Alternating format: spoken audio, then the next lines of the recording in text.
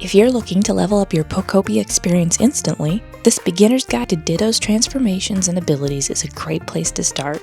We're diving into every essential unlock by showing you exactly where to go, who to talk to, and what to do to progress in the story and free play.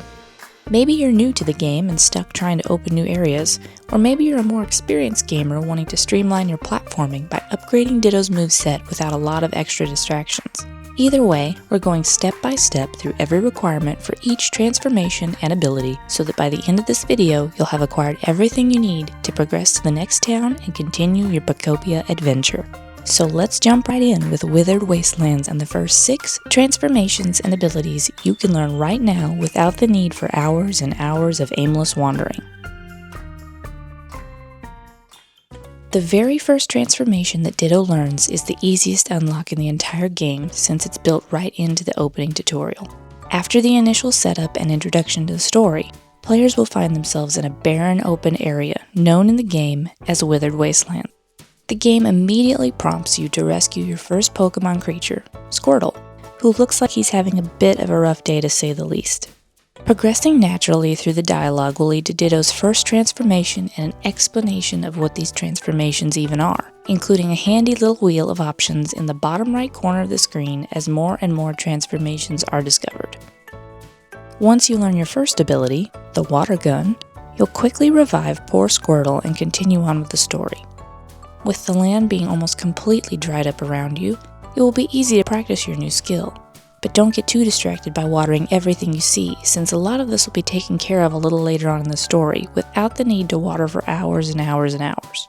One thing you'll need to do is water some of the nearby tall grass, which the game will prompt you to do by talking to Professor Tangrowth.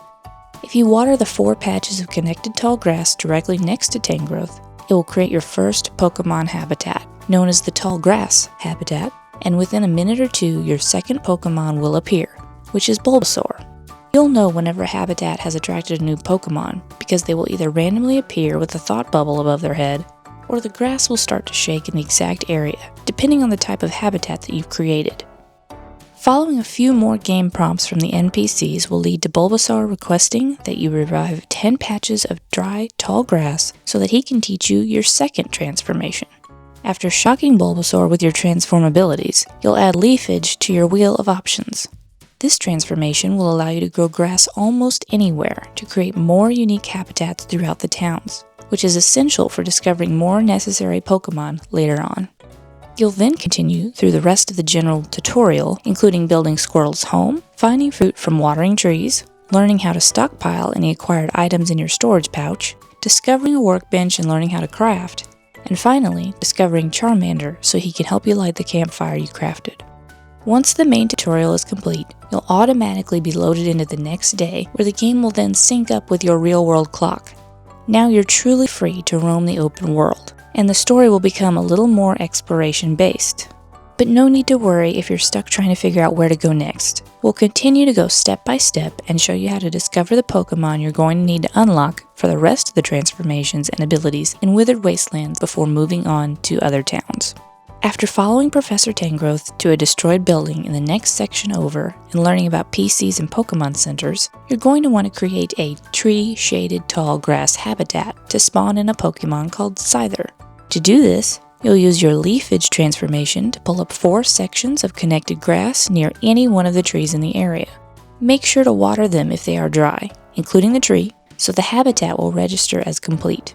Within a minute, Scyther should appear in the shaking grass and introduce himself. Following this conversation, he will ask you if you have any sturdy sticks and want you to bring him 2 of these in order to show you his special ability. If you've already picked up a couple of sticks in your general exploration up until this point, he'll recognize this and ask you for those. But otherwise, you can just look around and pick up a couple nearby to bring back to him. Once you hand over the sturdy sticks to Scyther, he'll use his blade arms to show you a move called Cut, which you will immediately copy.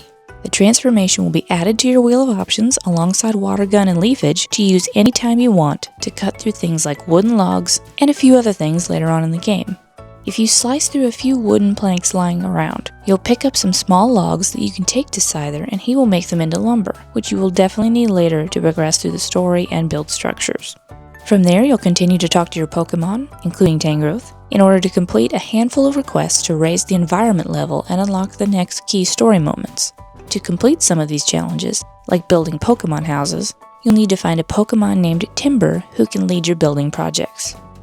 Once you use Leafage to create a boulder-shaded tall grass habitat out of 4 connected grass areas and a large boulder that you'll find near the Pokemon Center ruins, Timber should appear pretty quickly and allow you to continue on with the requests of Tangrowth. Once this is all done, you'll be ushered into a short story break of dialogue that will allow you to claim the house as your own and take on the important request of rebuilding the Pokemon Center, but we'll save the details on that for another video. Once you've completed all of these tasks, Squirtle will wander over to a rock wall just to the left of the Pokemon Center with a text bubble prompt above his head. After dialoguing with him a bit, he'll introduce the idea of breaking through the wall with a move called Rock Smash, which will require a Pokemon named Hitmonchan. You'll set up a habitat called the Exercise Resting Spot by placing a nearby bench next to a punching bag that's really close to the Pokemon Center, and then wait for Hitmonchan to appear.